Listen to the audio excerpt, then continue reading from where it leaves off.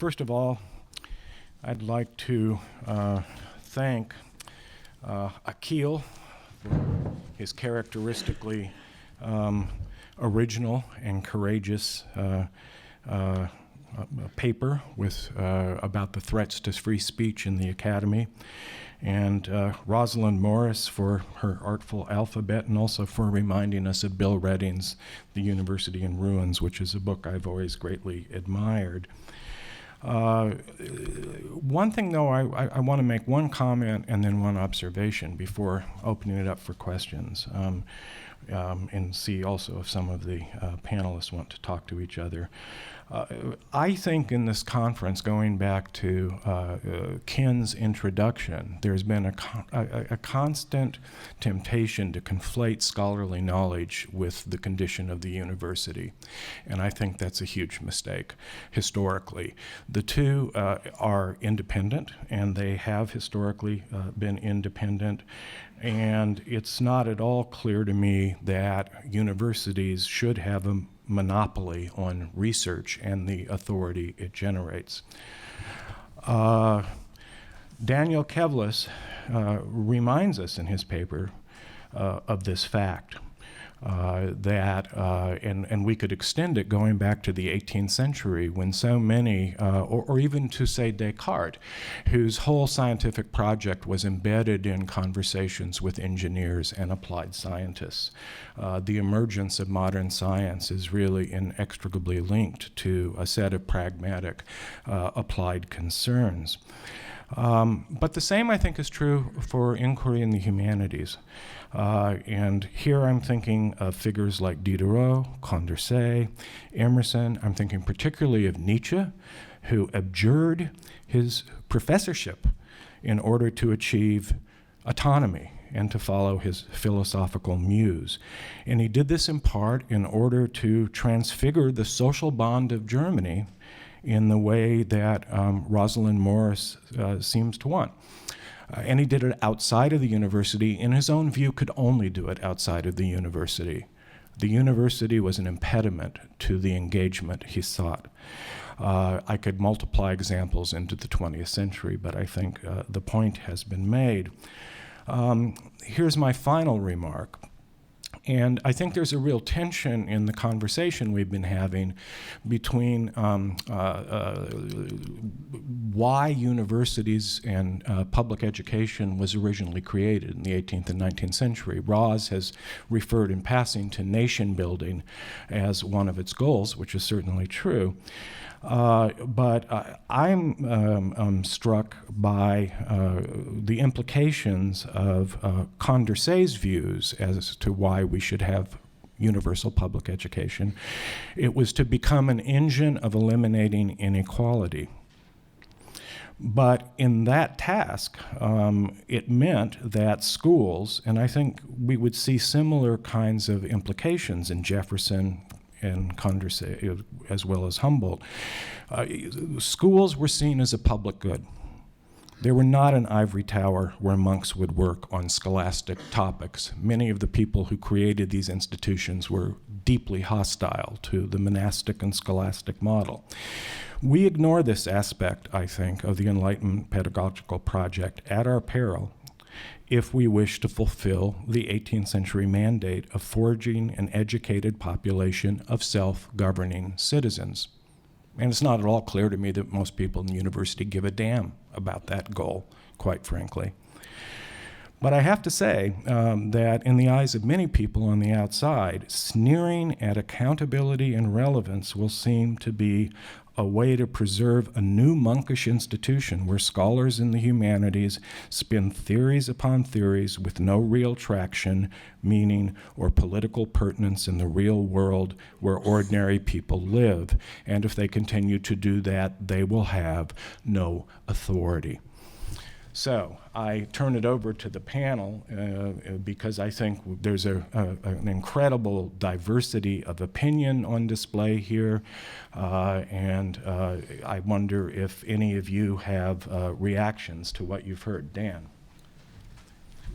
So to speak, the outsider here. So to speak, the outsider who is a humanist, but not a specialist in the humanities in the way they've been presented so far. I have a question for both Akeel and, let me move over, make it easy, for both Akeel and Rosalind, and I was really stimulated by both your presentations. So for Rosalind, all of us, of course, like David last night, are concerned with the corporatization of the university, including the influence of external profit-making corporations on programs of one kind or another, and the beholdenness, if you will, of administrators, boards of trustees, and so on to those patrons. At the same time, though, I think it's a mistake, and I don't think you intend a mistake, to assume that before this there were no external influences on the university. The universities go back not to the 18th and 19th century, but to the late medieval period.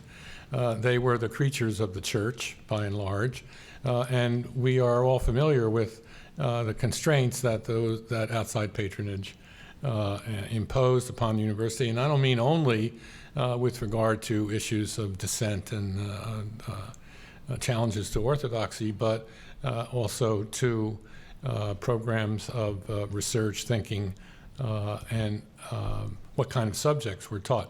So I think that the issue of corporatization is a real and substantive one. At the same time, I think we need to try to think in a comparative way about how does the university work now in relationship to how it worked then, and what constraints were imposed then, and how are the constraints do they work now. We might find that there is indeed greater pluralism and diversity of opportunity in the intellectual programs of universities now than I think surely there was, say, in 1400. So it would be useful to take that longer view. Secondly, Akeel, I was really arrested and stimulated by your proposal of likening a kind of way to thread the needle nowadays on university discourse by thinking of it in terms of the criminal justice system. The one issue that occurs to me to raise, and I'm sure more will occur to me as I think more about it because it's such a rich idea, is that in the criminal justice system, we have not only an engagement with the defendant, so to speak, but we also have very strict rules, often violated, but nevertheless we have the rules about criminal procedure. All right, that is, how do we go about ascertaining what is true and what is not, and indeed even understanding the kinds of engagement that we want to establish. And it seems to me that these rules are can be extremely constraining in the search for the truth about something, even adding in the dimension of engagement. So I would like to know how you cope with that. I don't think you did in your remarks, but it seems to me an important issue. So Roz? Well, I didn't say. First of all, I was talking about the modern university. It was Kant's formulation. So I'm not a historian of the medieval university.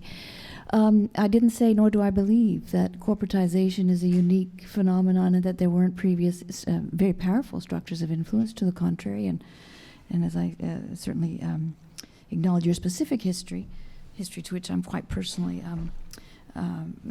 acquainted as a kind of heir, but that seems to be not the issue. The issue has to do, at least in my mind, with the fact that corporations are mimicking universities, and that is a particular structure within which they are undertaking knowledge production. You know, they speak of campuses, but I said, and I mean it, we should learn from them. What are the two things that seem to mark their difference from the university, if we are interested in some broad conception of, scholarly knowledge, as opposed to other kinds of knowledge? The first is, as I said, the kind of inscription, the recognition, and the protection of a place for something called play, which is, I think this was talked about last night as well, as a kind of interesting and very significant feature, a non-utilitarian, perhaps anti-utilitarian feature of those undertakings, which is, as I said, nonetheless relentlessly domesticated insofar as they are looking for product in the end. The other element, I think, has to do with the absence in those institutions of precisely the pedagogic function that is, in its relationship to knowledge production in the university, the determining dimension. Now, this isn't to say a priori that knowledge production should only take place in the university or not, but I do think it's important to recognize that it is the only institution that has as a core constitutive function the inculcation of criticality vis-a-vis every kind of knowledge. Inculcation of what? Of criticality, that is, of a kind of suspicious relationship to absolutely everything. This is a different kind of education than is distributed more widely in other kinds of practical learning. And of course, in this country, there's no such thing as universal public education that could be assimilated to a notion of equality. That isn't what education here produces. It's not remotely structured to do so. It cannot do so in its present form. It would be great if it was. I'm an immigrant to this country, so I'm not.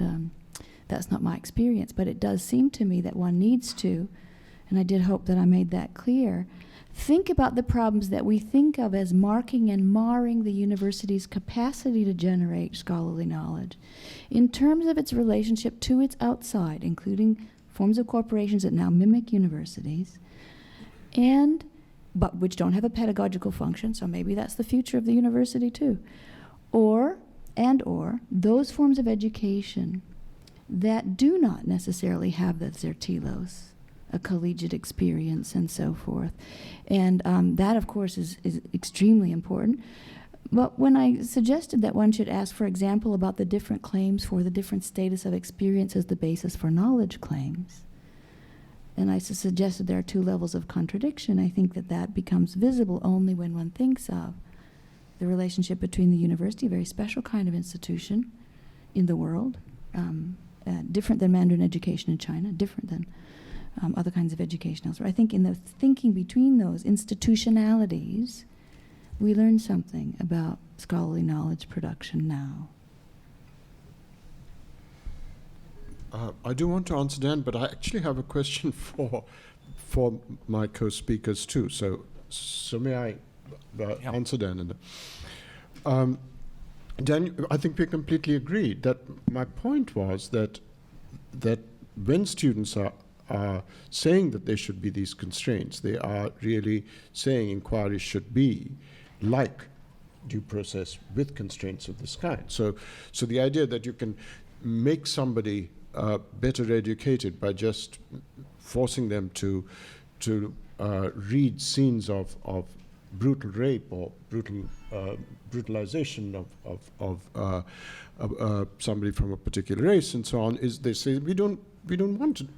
This should be some constraints on what gets counted as part of inquiry and so on. So that is very much, and what I was suggesting was we should seek a model for criminal law itself, model of inquiry, which is modeled on transitional criminal justice rather than forensic criminal justice. I mean, take Truth and Reconciliation, right? The point of it was, look, we've got to live side by side with the people we are judging in the future. So it's not a matter of just seeing them in a detached form of inquiry, just bringing evidence against them. There's a whole lot of different forms of evidence, confession, and things like that. So there's real engagement. Let them speak, not silence them in the dark, see them as objects of investigation, but themselves having a voice, confessing and so on. And that model, so criminal law has two models, right? There's the forensic model, and then there's the transitional justice model. And I'm saying, were it to be the transitional justice model, then even if we see it in this, we would be able to see it, some of this controversy between liberty, autonomy, and accountability would subside. That was the idea. Yeah, I understand. Okay. But now I have a question for both of you and anybody else who has a view on it. There is, both of you described what I think happens in the academy, but it's a much, much wider phenomenon. And that is, but it's a modern phenomenon. And that is the incentivization of talent. Of talent. And you're concerned with academic talent, and this is, I mean, we shouldn't forget, if we take a really long view, that for centuries, when there was some excellence of production, no individual was praised and reaped the rewards of that. The zeitgeist was praised. The idea that an individual talent should reap the rewards of the exercise of her talent is in the long duration, it's a relatively recent phenomenon, a few centuries long. Yeah, at least since Galileo.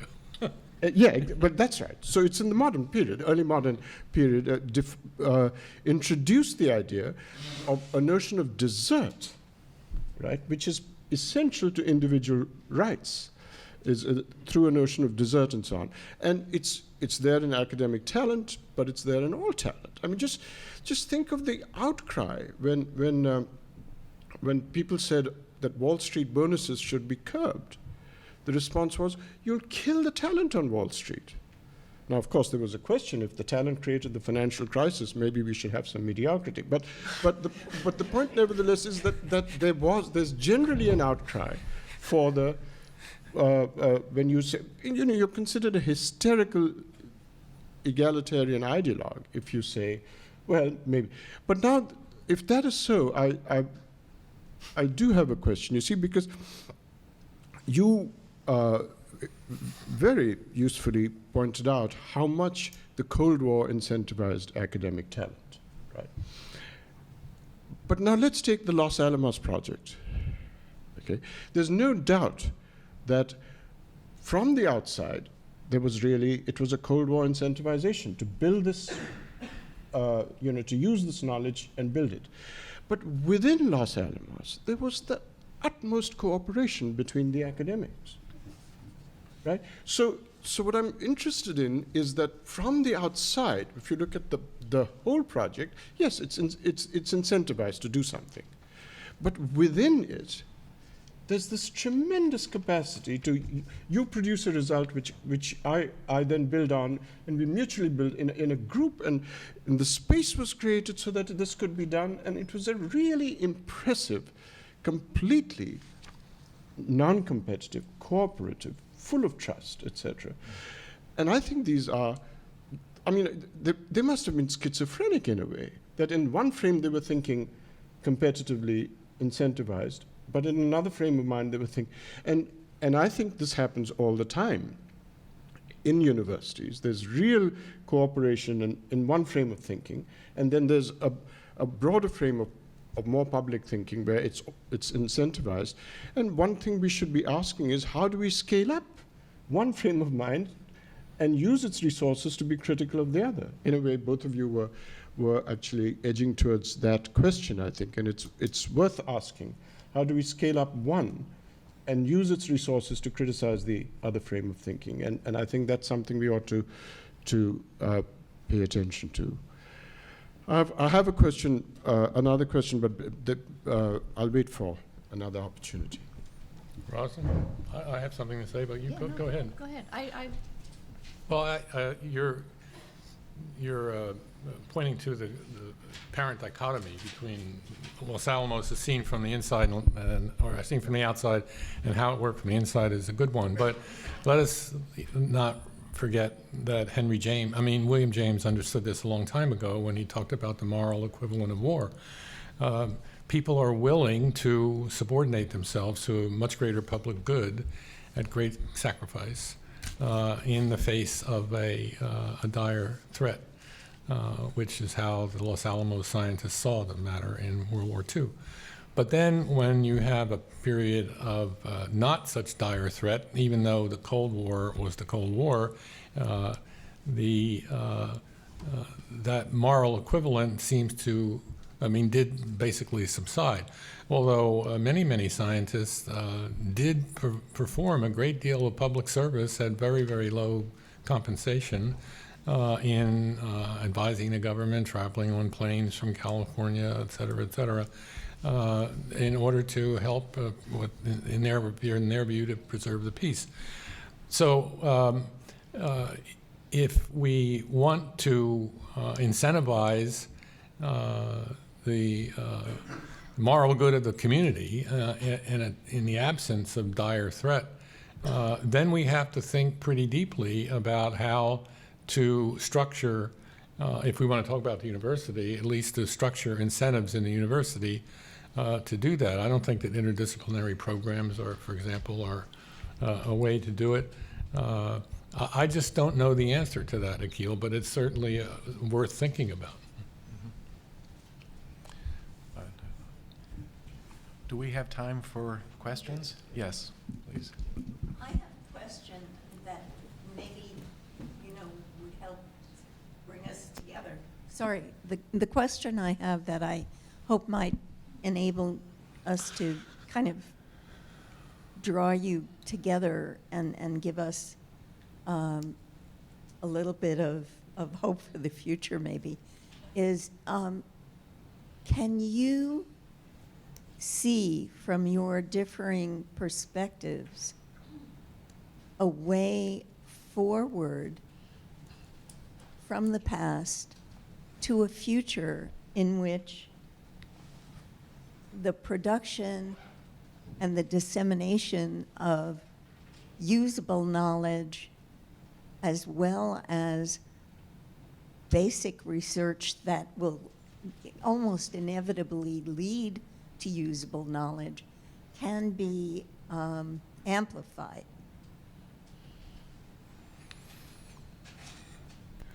Well, it seems to me, as I said at the close of my remarks, in the sciences, it's a matter of an unashamed embrace of the value of it and a nerve to advance it. It's a resolute campaign inside the halls of academia, among its patrons, especially the federal government, and rather than simply to cower, as I said before, the force of financial patronage. And I think that it's also important to establish the kind of space that we had last night when there was somewhat heated debate in between David and I forget the young woman's name, I'm sorry, over the trend in the university. But you don't hear that too much, even in the university, as a public discourse, that kind of debate. I think it's a very valuable debate. So we have time, I think, for a couple of questions. I saw a hand up, yes, and then Rick.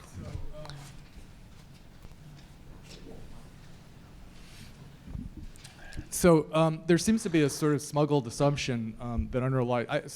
First, I apologize. I heard David's speech last night, but I wasn't around for the discussion afterwards, so I don't know if some of this came up. But there's a sort of smuggled assumption that perhaps the university is the right way of organizing this dual mission of both educating the young and creating knowledge, producing knowledge.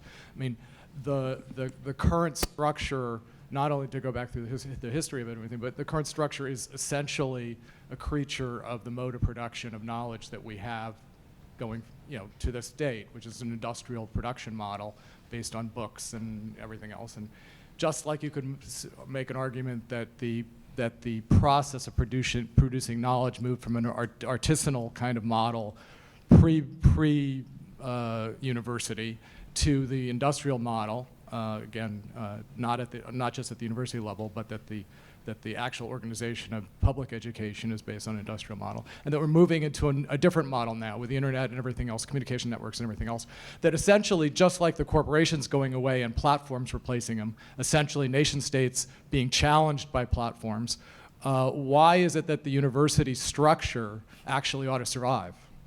Sorry for the long way to get to that short answer to that question. Well, that's a radical question. Thank you.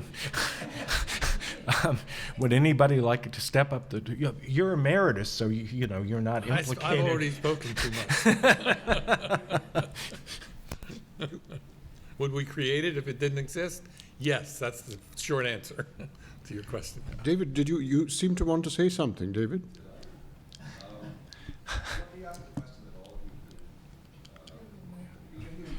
Give this man a microphone. I think I can make myself heard. They're recording you. Used a phrase about imagining, function of promoting imagination of the place of the other. I have that right? Mm-hmm. That is something worth doing. So, to be positive, and it goes on to that question, what should universities do? Should they do? Whether it's something they're already doing, or something that could be enhanced, or something they're not doing. What should universities do to promote the imagination of the place of the other? And I would include in the other, but please dissent if you do not just race and nation and religion, but class.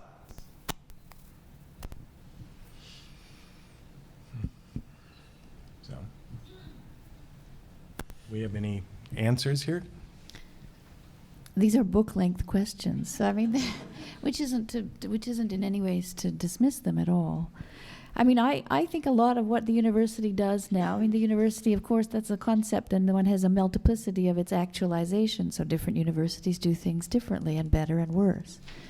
But a lot of what we do is extremely good and extremely useful, and one of the things that they do is cultivate the imagination.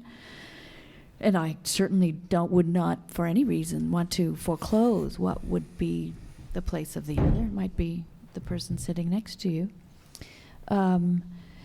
We're endlessly this is part of the recursive reflexivity of universities. They think about the nature of their relationship to the social space and other forms of knowledge production and other forms of knowledge generation, other forms of critique. It is not clear to me that function, cultivating imagination, including the kind of imagination that is relentlessly suspicious of every received orthodoxy, that has a place in the corporate university. If it does, great, maybe there will be another form. The alternative model we have at this particular moment, emerging on the horizon, I think is very specifically a corporate university. And it has some of these dimensions that you speak of, the anonymization of talent and so forth. But it's certainly not exit from private property structures with which that collectivist fantasy is previously associated. So it may or may not be a better a direction to go. I mean, one should, I think, probably think as bravely as possibly about, what are the forms of possibility we're producing for students vis-a-vis each other, vis-a-vis the places they go to, vis-a-vis the places that they will enter. We have a sense that everything is changing very radically, and that the traditions we pass on may not be sufficient to prepare them for a horizon we don't know the content of yet. So, for this reason, because things are changing so radically, one actually, I think, has to fall back on the old-fashioned kind of equipment that is provided by a university, critical faculties of judgment, intellectual practices of engagement, forms of reading, and so forth. Actually, this is all the more reason, I think, in this kind of technologically rapid changing universe, all the more reason for a very robust defense of the humanities. But the thing is, I think what David is pointing to, well, here's what I'm going to derive from what David is asking in this very last question he asked is, see, there must be something about our intellectual culture of the last few centuries, in the modern period, that arranges it, that the very idea of autonomy or liberty cannot be the idea it is unless it stands in trade-off relations with other ideals we have. why have we arranged it that this great ideal of autonomy and liberty always must be in trade-off relations with some other ideals that we also cherish? So accountability or security, right? So you want security from terror. You want security and you want safe zones on campuses. So liberty's always got trade-off relations with security, with accountability of the kind that comes from identity politics. And what David is pointing out is maybe the deepest trade-off for the concept of liberty right from the start has been that it is in internecine tension with the ideal of equality. Yeah. That is the deepest and most, and you're pointing to capital property incentivization is also got to do with that. So yeah, there are new forms of trade-offs that liberty has been sort of arranged to be with, security, accountability, but maybe the deepest underlying thing is that right from the moment liberty was declared to be an ideal, it was theoretically and methodologically developed so that it was not possible to achieve the ideals of liberty and equality jointly. Before I call on Dan, I want to briefly respond to you, David. My favorite exemplar of somebody who tried to answer your question is W.S. Harris, who was a Hegelian and also a superintendent of schools in St. Louis. Diane Ravitch has him as a hero. He thought the core mission of education was self-estrangement. And I bring it up because it is the antithesis of safe spaces and staying inside a silo of identity. The point was to take students and push them outside of their comfort zone, and a curriculum should be deliberately designed to do just that. Dan.